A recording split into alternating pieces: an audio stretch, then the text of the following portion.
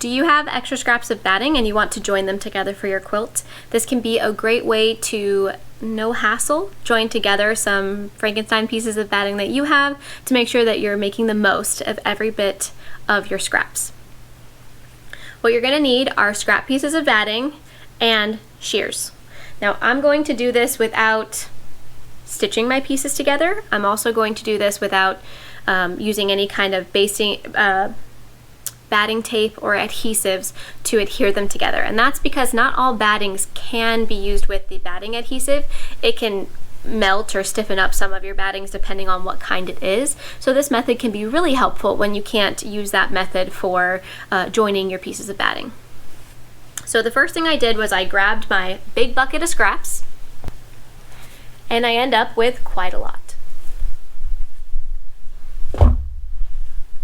I then selected pieces that would work for the length of my quilt or the width that I could continue to stack. I try to use all of my really big pieces first, and then I add my smaller pieces as I need them in my quilt. This method only works if your quilting designs are consistent and close enough together, because you want to make sure that you're securing that batting in the areas that are not necessarily as supported if they're not going to have stitching on them. So I'm going to go ahead and lay this out. My favorite kind of batting is the Quilter's Dream. We sell that, and we have Hobbs on boldnotionquilting.com. And I'm going to lay this across my quilt width. Okay.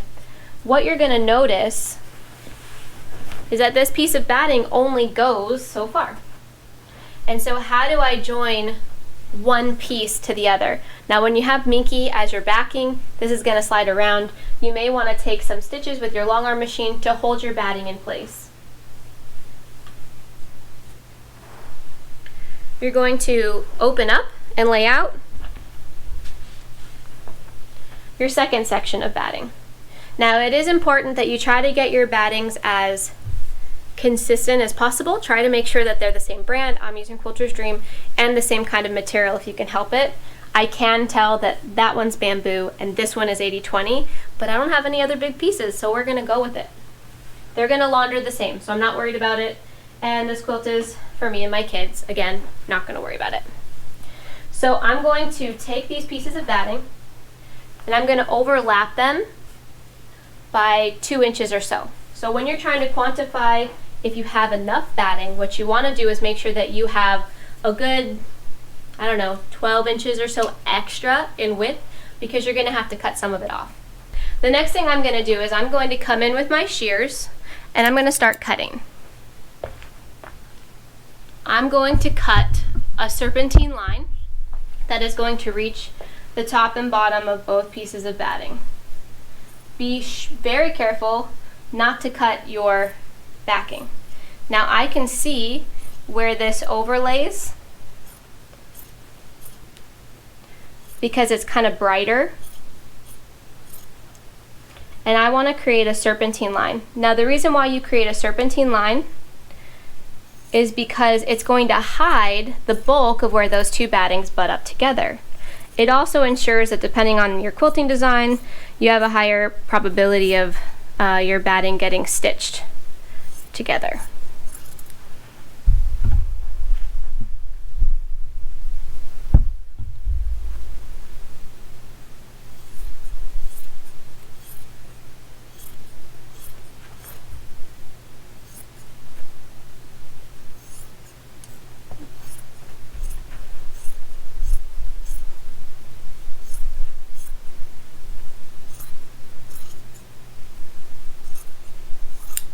Okay, now that I've done that, I'm going to pull off the excess.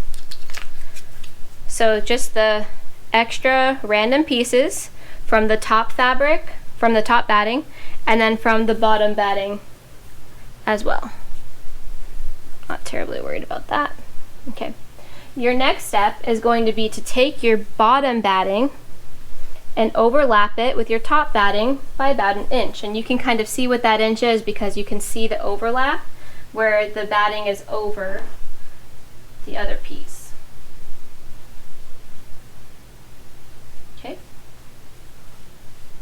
And I'm going to do this as I advance my quilt and run out of batting. So be sure that you stop your stitching in certain places so that you don't take up too much of your batting where you need to join. Doing this in a serpentine line, again, allows you to hide that joining area, and it also distributes the bulk so that you don't have one big flat extra piece of batting on there. Now that my battings are overlapped, I can go ahead and load my quilt top onto this so that I can get it ready for quilting. This is Lauren with Bold Notion Quilting. I hope that this tutorial to help you join your batting without any adhesives or stitching in your machine is helpful. It makes sure that you don't stretch or compress or create hard spots in your batting when you're joining, like with a sewing machine, or if you're ironing with the pressing adhesives, the batting adhesive tapes. So take care and happy quilting, y'all. I hope you enjoyed this. Please like and subscribe. Take care and have a wonderful day. Bye, y'all.